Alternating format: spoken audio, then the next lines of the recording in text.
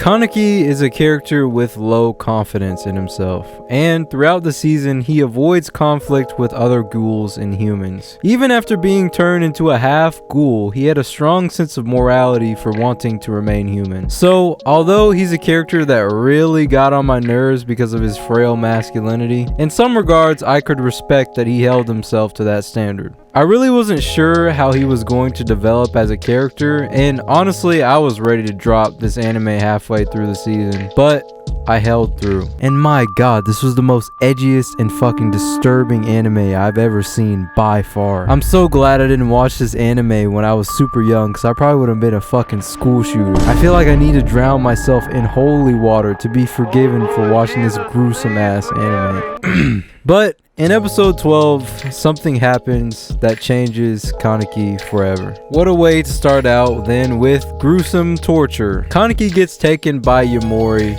aka Jason, because of him smelling like Riz. He goes through some of the worst torture I've ever seen in an anime. I mean, we're talking off the cutting off of toes, fingertips, putting caterpillars in his ears for some reason.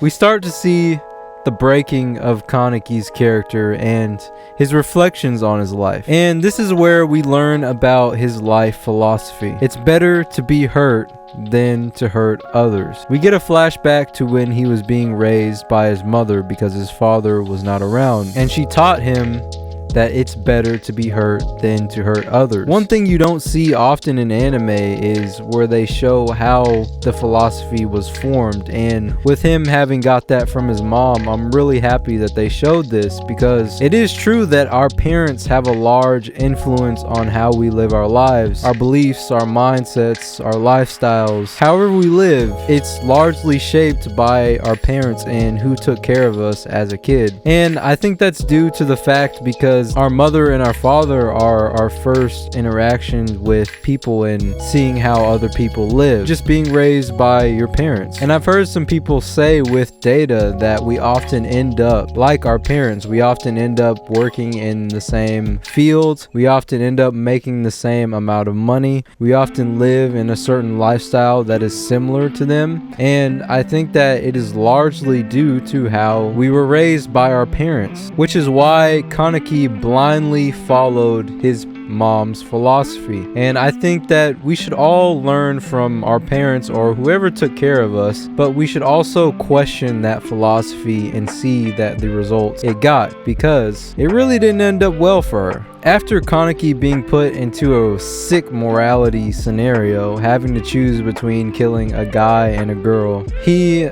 finally breaks. He realizes that he was using kindness as a mask for weakness, which really stemmed up from his low confidence in his ability to stand up for himself. There are times when you need to be willing to hurt others to survive and provide for yourself. After watching Tokyo Ghoul, it made me realize something about using kindness as a mask for weakness, and it's really something that a lot of people do. Taking disrespect because you don't want to inconvenience or hurt or offend others is weakness, and it's not kindness. A pure example of this in the anime is Kaneki wishes his mother would have sacrificed giving her money away to her family so that she wouldn't die from overwork and be with Kaneki probably to this day, inconveniencing yourself for the sake of preserving others. This all leads down to one belief, is that you have to help yourself before you help others in a lot of situations. Having to pay for a surgery for your grandma or your mother, for example, that's going to take money. For you to actually facilitate these needs, you need to work on yourself and improve your finances in that scenario, which is why you need to work on yourself to help others. This is why I say things like dedicate your life to improving these things, to improving your finances, to your fitness, your self-defense, your intelligence, your mental health, all these different things, because if you want to help others, then you need to help yourself. Even with me, I cannot tell people to actually go and lose weight if I hadn't gone from 200 to 150 pounds myself, which is why I had to help myself before I could help others. I had to lose the weight for myself and work out and diet properly in order to be able to help others lose weight and diet properly so that I could give them the best advice and help them in the best way that I can. A lot of people may take this statement at face value and just say, well, oh, you're just being selfish. Wanting to do or have nearly anything in this life